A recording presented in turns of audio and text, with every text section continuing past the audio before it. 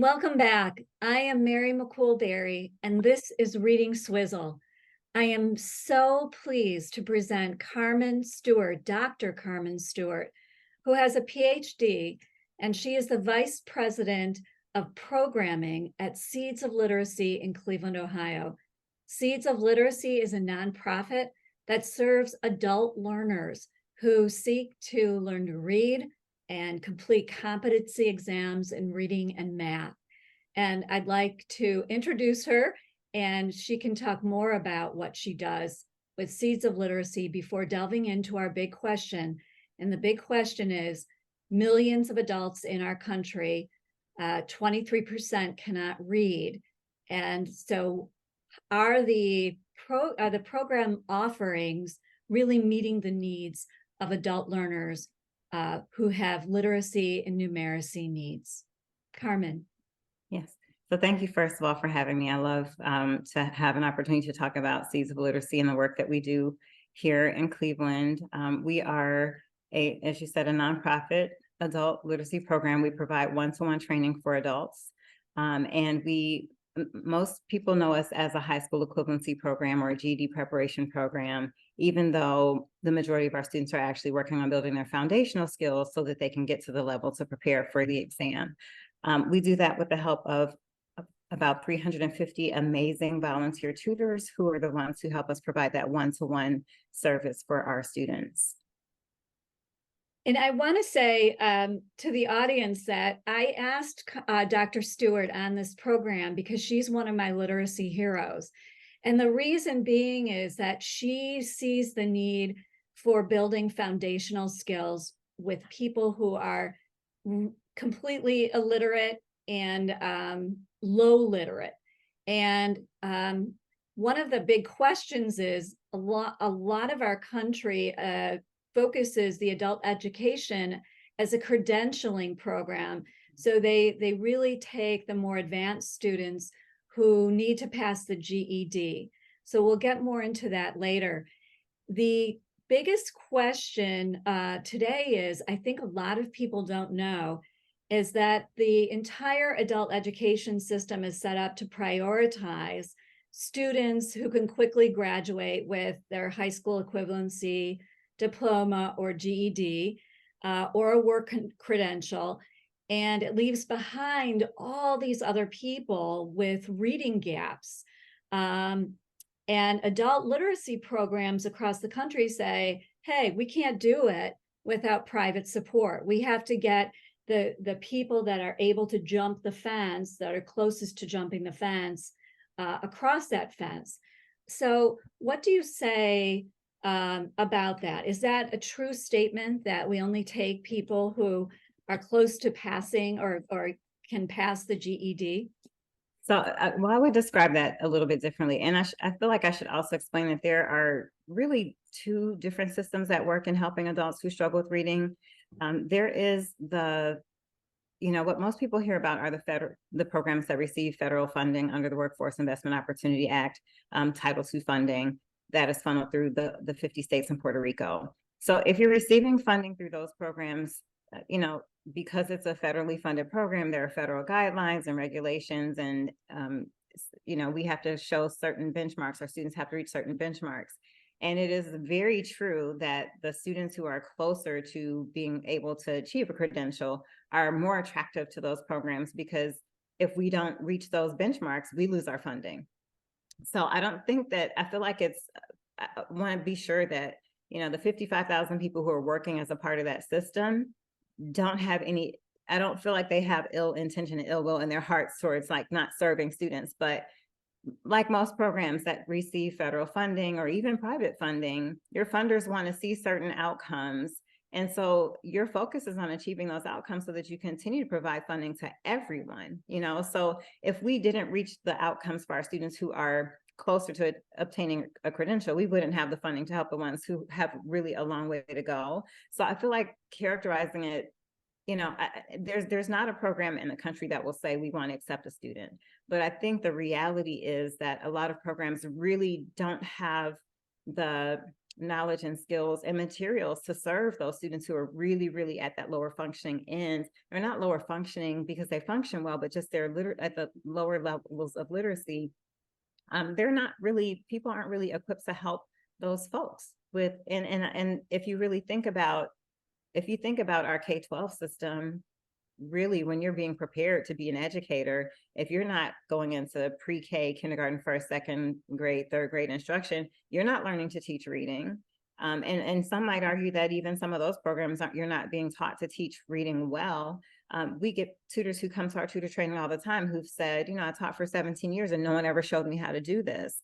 So I think that it's not that people don't want to serve them. I think it's just the students who are at the very lower end in terms of their ability to read aren't really being matched with folks in those programs who have that background. And part of the reason for that is that the way that adult education is funded, it is really difficult to employ instructors full time. So most like 86% of the adult literacy workforce under that federal program are part-time instructors. So if you're paying someone part-time, they're not getting benefits. It's very difficult to say, well, here's this level of education you have to have before you come through the door. And so much of the preparation that adult educators in the federally funded system get is through the state funded professional development, the national conferences and things like that. So then there's also a system of programs that are kind of similar to Seeds of Literacy. Seeds is kind of unique in that we get some federal funding through the state of Ohio, as well as a lot of private funding. We've been in existence for 25 years. We've only had federal funding for 5 of those years. So we've, you know, our CEO, Bonnie Entler, has done a really great job of keeping us funded through lots of other sources. And because we are a one-to-one tutoring program, there's another system of programs that really provide support to people who are focusing on reading only and not necessarily GD preparation. And they're typically housed in libraries and things like that. And it's the same thing as though you've got folks who are volunteering their time who may not have had any type of preparation for helping those students. So depending on what program they work for, they may or may not be learning about the science of reading or learning how to really help those folks who might have some challenges with processing. So I feel like it's not the heart and desire of people to kind of miss those students who really have the highest amount of need, but I think that it's a function of the larger system. But you, this is why I love Dr. Stewart in what she does, because I live in Cleveland and volunteer with Seeds. She saw the need though, and you wrote curriculum for those students that are low literate or illiterate, and to build their foundational skills. So you have, of your own accord and on your own time, written a program that volunteers can use to teach the people that have the most need. And so you really you took a problem and then you are solving it now. You did that in this little microcosm. What needs to be done to change that system so that the people with the most need, because we're talking about, according to my statistics, 48 million or 23% of the US population cannot read well. So that's nearly a quarter of the adults in this country. So what needs to be done if you were in charge of revisioning this whole adult education literacy system? What would it look like? Well, first, I think I would definitely require a different type of training. You know, most programs, when they're training new staff or training new tutors, a lot of it is focused on the compliance with the federal reporting standards. And a lot of it is focused on, you know, meeting those requirements that our funders are looking for, meeting those benchmarks. And a lot of it has to do with that. So if I were able to re-envision it, there would be a different focus on learning and instruction, because that isn't necessarily the emphasis of a lot of the professional development that's available. In my mind, you know, that people hear that 23%, Mary, and they're like, there's no way that that many folks are struggling. I talk to people all the time and they sound intelligent. they actually are very intelligent. They just haven't cracked the code of the written language, which in English is so difficult. So for me, and you know this through all of your work, but the best way to really help adults learn quickly and efficiently is that direct systematic instruction in the rules of the English language, that phonics instruction, and developing that phonemic awareness in students. And so if it were up to me, any adult literacy professional who's going to have interactions with a student, and quite honestly, the administrators who are supposed to support them would have that information. But you would also have to have a different set of reporting standards for students at that level who may not progress quite as quickly as someone who comes in, say, almost ready to pass one of the high school equivalency exams. So if I had it my way, everyone who came into the field would get that beginning reading training. And then, like you said, they would have the materials to support them. A lot of the materials that people end up using are things that are designed for K-12. So they're very, very juvenile, and they're not really respectful of the adults who could be anywhere. Like our program service adults 18. I think our oldest student is 86, maybe. Wow. So that full range, you need something that kind of relates to their experiences as well as to their maturity level. And so part of the reason that I started working on creating something is because I was volunteering with adults in the community and wanted something that really allowed them to build to mastery. What you'll find in a lot of materials that are built for adults or that are created for adults is that they start out teaching a very basic skill, but all of the practice exercises require the student to already know all the other skills that haven't really been taught. So they don't really follow a logical scope and sequence. And then there are some systems that do follow a more logical scope and sequence, but they don't necessarily have a lot of decodable text. Students, when they start learning to read, they want to read something. They want to read stories. They want to read about people. And a lot of times that doesn't exist. So what I was trying to create is something that you could, if you're a tutor and or a tutor or parent or a spouse, and you're trying to help an adult who's trying to learn to read, or even an adolescent who's trying to learn to read, you can walk through these lessons with them without any preparation or training. You just learn alongside them the skills that they're working on, and you're able to give them feedback on, whether they said something the way that it's supposed to be pronounced or not. And what I found is that there's some tutors who kind of like take it and run with it and feel like, okay, this is great. Like, this is what I've been looking for. And there are other tutors who really feel like, I really feel like I need more of an education. They're just a little bit reluctant to try it because it's a huge responsibility to be, to try to be the person responsible for helping someone learn to read. The other thing is, a lot of people focus on, a lot, because adult learners have such vast experiences. Most of them have had some schooling. They have a lot of words that are in their visual vocabulary that they recognize those words on sight. And even if they, even if they probably might not be able to spell those words on their own, but when they see them, they recognize them. And so a lot of people will focus on instructional skills that are more about memorization, but memorization is incredibly inefficient and really difficult the older your student is, and if you have students who have, a lot of trauma in their backgrounds, you have students who may have had some substance abuse in their backgrounds, their ability to rely on their memory is compromised. And so phonics really is the best way to build that reading foundation in a way that students are able to quickly gain more independence as readers. I agree. One of the things that I'm curious about is if we have all these people in adult education programs, and really not so we have 48 million who are low literate, but really adult education programs serve a very small number of that 48 million. What do you think educators or the education system K through 12 needs to do a better job with? Because if a business were running and 23% of the product or the service was deemed unsaleable, then it would be a failing business. So we have all of these people that you're serving and others across the country. What's the problem with the U.S. education system K through 12? So how long is this podcast now?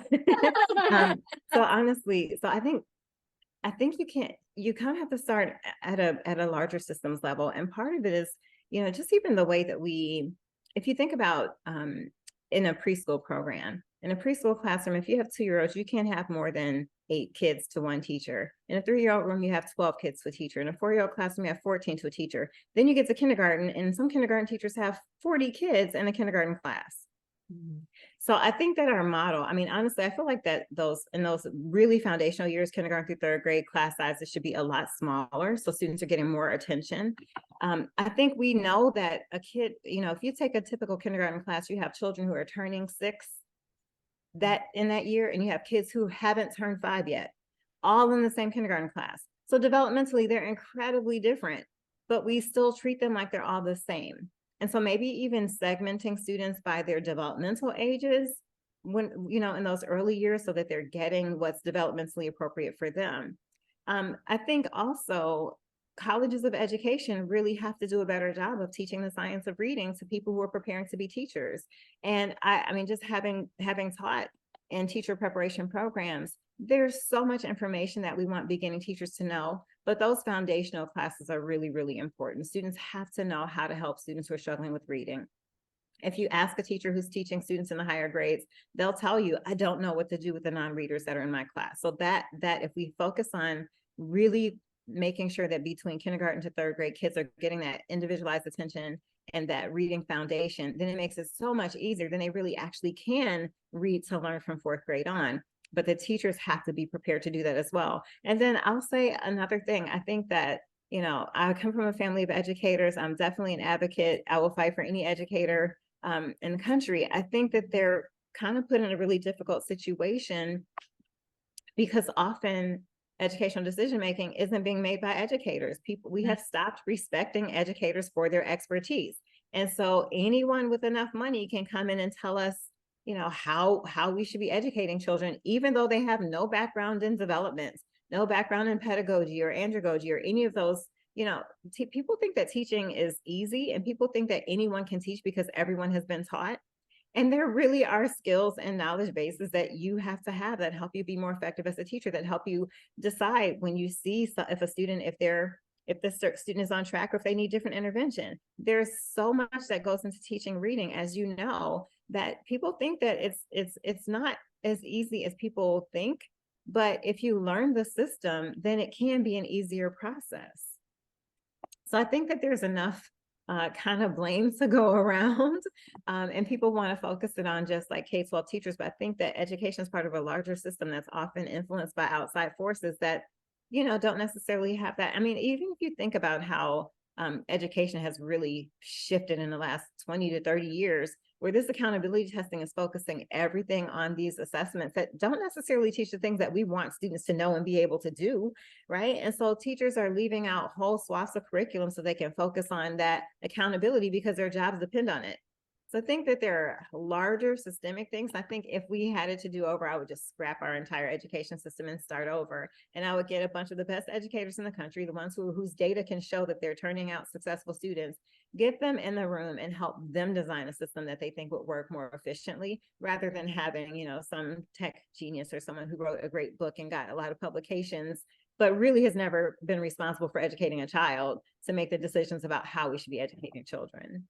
Well said. Well said. And I never want to lay the blame at the feet of teachers. I was a public school teacher for 32 years. Mm-hmm. We had absolutely no power in curricular decisions. And those making curricular decisions, as you well stated, don't have any background or very little background.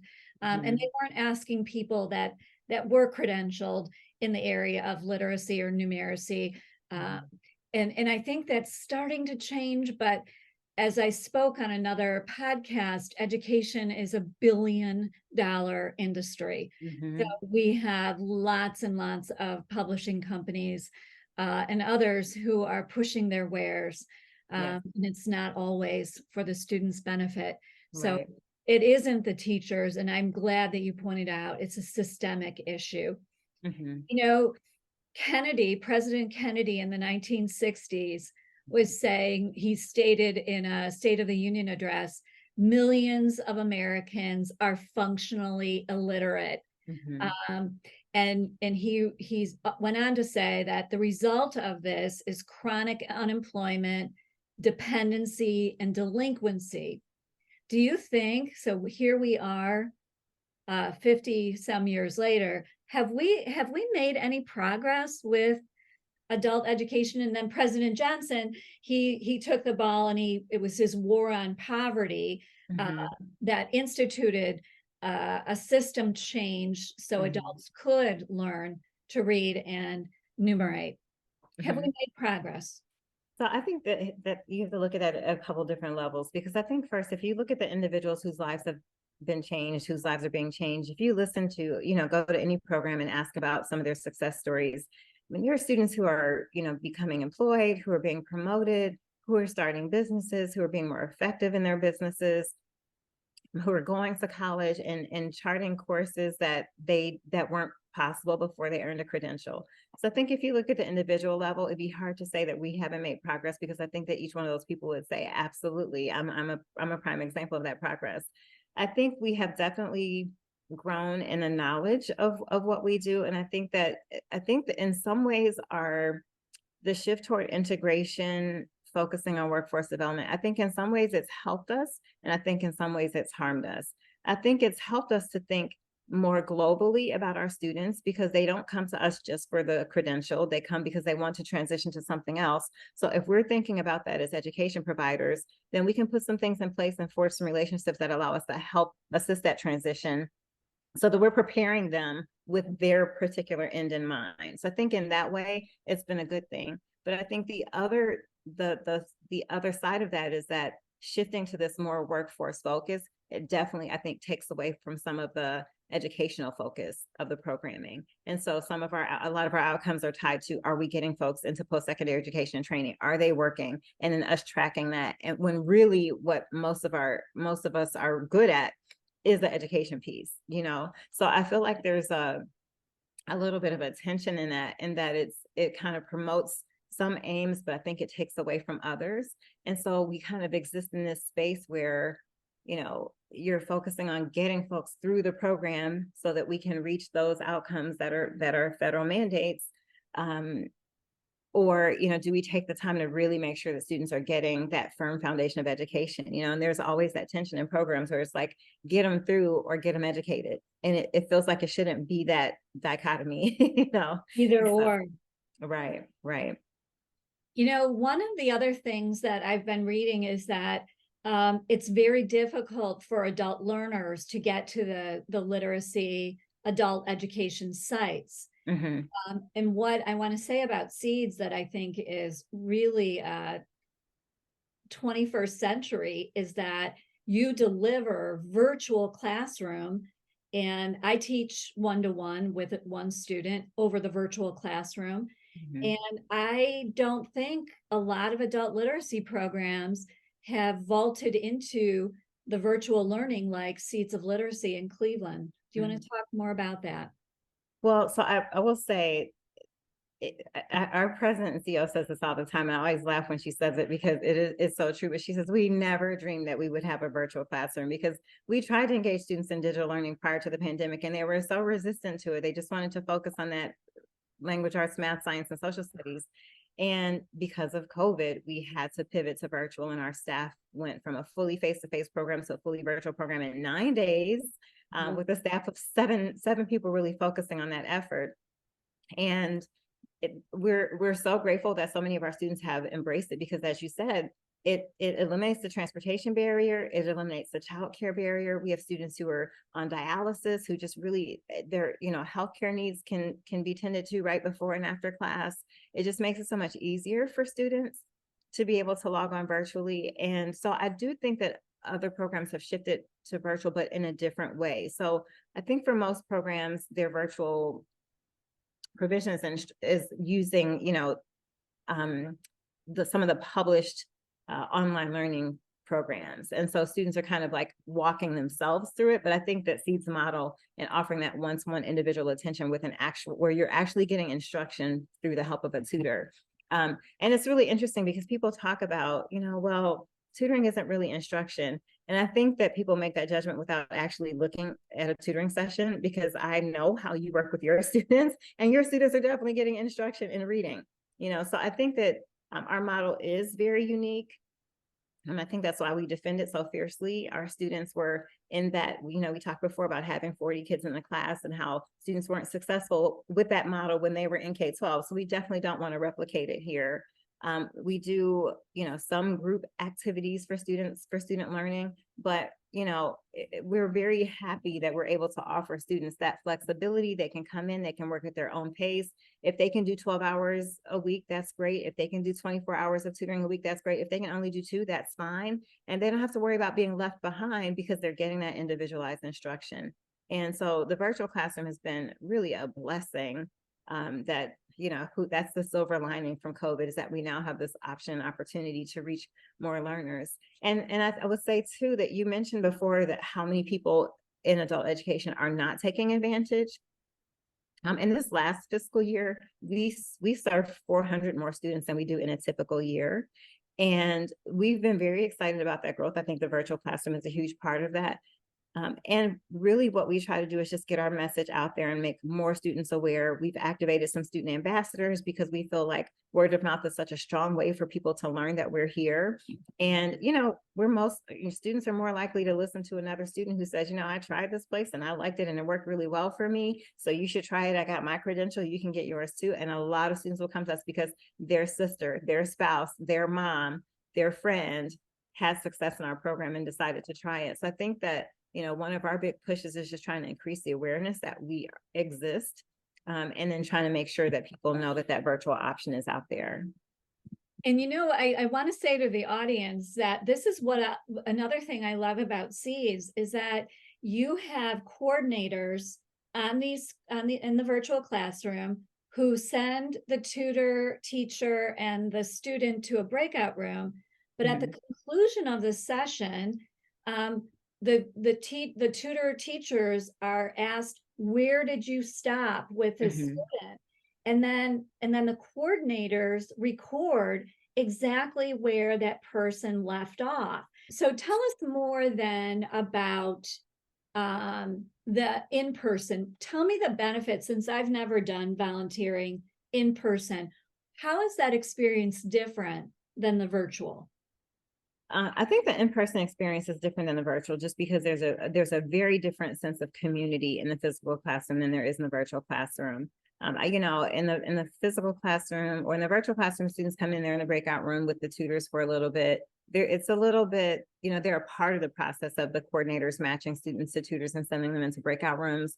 Whereas in the physical classroom, you know, you walk in and everyone's signing in and there are conversations at the coffee station or the water cooler. You know, there's just a different sense of community.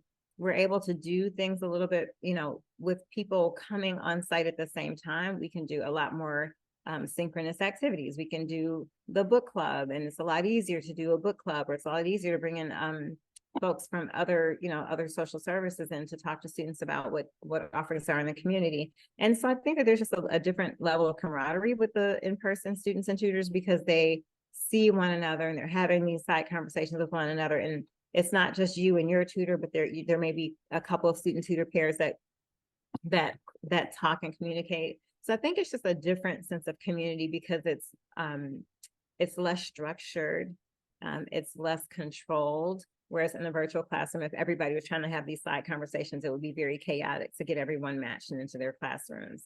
The other thing is the matching in the physical classroom happens so much quicker because you don't have to, you know, look at the virtual folders and figure out what student works best with which tutor and then wait for them to go into the breakout room. There's a little bit of a time delay, whereas in the physical classroom, you would just watch your table and have a seat.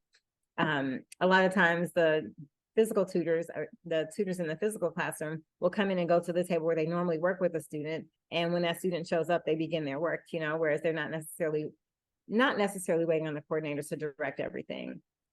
I know in a virtual classroom, you know, tutors will come in and say, hey, I'm working with Carmen or I'm working with Mary. And they already know if they could move themselves to their own rooms, that would be great. It would be a little bit more efficient. And some of them would probably really love the opportunity to do that. So I think that that's really the main difference, but we really try to replicate everything that's available in the physical classroom, in the virtual classroom, because we don't want those students to feel like they're getting seeds light. We want them to have the full, the full experience. I love it. Okay, one of my final questions. So, we can't in Cleveland, as in many major cities and even in small towns, cities' growth is stunted by the level of skilled workers. So if you don't have a skilled worker pool that's high enough, businesses will locate elsewhere. How has Cleveland in the Seeds of Literacy produced people that are able to read directions, able to do their job because they can read and they also can numerate? How has that impacted Cleveland as a city growth as far as business and industrial development? Well, I'll say this. I think that the folks on the workforce end of things are beginning to figure out what skills people actually do need, and then being able to communicate that to programs so that we're able to provide that preparation. So for example, there are some companies that will tell us, well, we'll hire someone even if they don't have a credential. They need to be able to do these skills or these tasks. And so we're able to help make sure that the students have those skills and tasks before they go off to that employer, which makes it easier for them to be successful in that position. We do work with some workforce providers. We do have some of the hospital systems that would like to know, how can you assess some of our current workforce and help them prepare so that they can be promoted, so we can promote folks from within into these higher positions, higher paying positions. So I think that the adult education field has responded to some of those needs. Some programs have integrated education and training programs or use a contextualized curriculum where students are learning their literacy skills within the context of nursing or of manufacturing. So I think that those kinds of things are all contributing to that. But also, I do think that Cleveland has experienced some really great economic growth, particularly in the manufacturing sector, and they really are working to make sure that people know what skills a student needs to get into those higher paying positions. And they really are career moves for some of our students. I love it. As far as funding, the funding has remained pretty stagnant for the last 2 decades. So if you were talking to President Biden or the US Secretary of Education, what would you say on behalf of adult education programs who need more funding? So first, I think our current Secretary of Education is well aware of the need for funding, because we have at the national level the Coalition on Adult Basic Education that has really helped states mobilize and focus on advocacy and to really communicate our stories to the legislators in our areas so that they know what the needs are, they know what the challenges are, and they know what funding we have. And I think that there are actually some funding initiatives that are kind of in the pipeline right now. So I think that our Secretary of Education is well aware, and I assume our president is as well. But what I would definitely say is that I think the system of adult education understands the challenges that exist, and funding really would help us address some of those challenges, because if we could employ full-time instructors, it would provide a lot more continuity. It would allow us to ask for allow us to provide more professional development. It's very difficult to hire someone for 4 hours a week and pay them $25 an hour and then ask them to do 4 hours of professional development. You essentially cut their pay in half to do that. So if we had full-time instructional staff and really the, instructional leadership at the administrative level in more organizations, I think that you would see sort of a shift towards more focus on learning and instruction. We know from K-12 research, Linda Darling-Hammond and her colleagues, that teacher quality is really the biggest predictor of student achievement. And we would love to be able to mirror creating those highly qualified teachers in adult education that you have in the K-12 system. So the funding for training and professional development, the funding for being able to hire more full-time instructors, and really to be able to provide more materials. At this point, I think more of our programs are focusing on diversity, equity, and inclusion, and trying to make sure that our student population's diversity is represented in the materials that we have. Well, that costs, because the publishers who we patronize pretty much use what's available in the public domain so that they can increase their profit margins. which means that we're looking at materials that are 72 years old or older. The language is very archaic. It's not what our students are familiar with, and it doesn't reflect their perspectives or experiences at all. So I think it would be really great to have more funding to be able to help educators learn how to supplement and complement with things that are written by students who reflect, by authors who reflect their students' personalities and that reflect our experiences. I love it. I also think it would be a win-win, because when you have all of these adults, and many of whom are parents, Yes. and they can read aloud to their children, and Mhm. they can help promote literacy in the home, which is another reason, as you pointed out, the systemic failure doesn't lie completely with teachers or even building administrators, but Mhm. it's this larger ecosystem that Yes. we're operating in. For the I guess a quick story about how adult literacy programs have turned lives around. Like, if you think of a student and in what it would bring it to life for listeners, Mhm. how has that person's life changed because of adult literacy programming? Well, I'll tell you, we have so many stories. If you, over the years, you just accumulate so many. And so I'll give you a couple, honestly, because I think that they show what that looks like at different levels. So we have one student now, who's been with us for about maybe 16 months. She came to us as a beginning reader, couldn't really, didn't really know her vowel sounds, didn't necessarily know her consonant sounds. It was 100% dependent on her husband for everything. And now she's able to read. She can read and construct her own text messages, and people can understand what it is that she's trying to say. So she's gained independence in how she's able to communicate. She's able to, read her own mail. So, I mean, just think about the kind of agency that creates for a person who everything that comes to your household, your husband has to read for you to understand it, that like there's no privacy in that. And so that, I think that is a major way that creating that independence and that agency, that you can see that literacy programs are changing lives. This particular student is actually beginning to practice for, she's working on learning to her driver's test, because she's dependent on her husband for transportation as well. And so if she can get her driver's license, then she becomes even more independent at 52. Then we have another student who is in her 70s, who shared with us about a couple of months ago that she followed a recipe for the first time in her life, because she had to do everything else by feel or by touch, because she couldn't read a recipe, couldn't follow a recipe. And then you have the students who come to our program. They may be here for a year or 2 years, maybe really focusing on earning that high school equivalency credential. They get that credential and they get into employment that allows them to provide more income for their families. They get into education programs that allows them to even be in even better position, because we know that increased education can come with increased incomes. And so you see them, it really, I think it changes something in their confidence that makes them willing, that success becomes sort of a, like that snowball rolling downhill, where they feel like, well, if I did this, then I can do this other thing. And I did this, I can try this. So we're seeing students who are getting into jobs. We're seeing students who are going on for post-secondary education and training. We're seeing students who are getting promotions. We're seeing students who are, making that leap into home ownership, which is what will help them create that generational wealth for their families.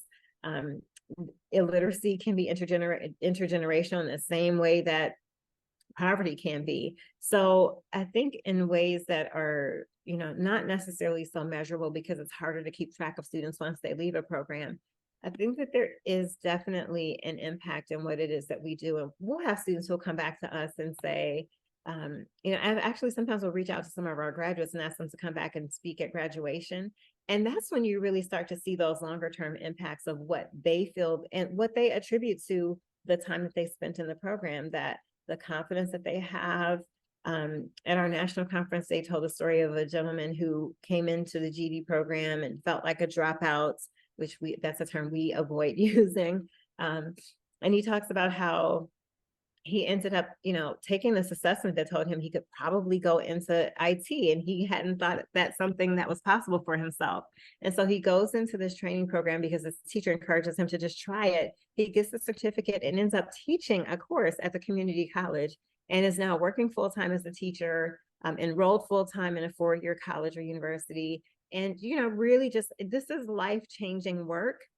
And I think sometimes we don't always see the impact of it, but the success stories are there every day. Students will share things that their private victories every single day. I wish our funders gave us credit for some of those private, some of those personal victories that are not standardized. Yes. So that's another thing. So, the US Secretary of Education and President Biden, we have to look at this.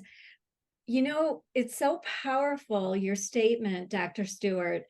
I have been a reader since I can remember. So I can't imagine that being part of the literacy club. But when you talk about driver's license, recipe reading, I'm thinking of when you go to the doctor and you have to read a medicine, your prescription bottle or your diagnosis, and you can't.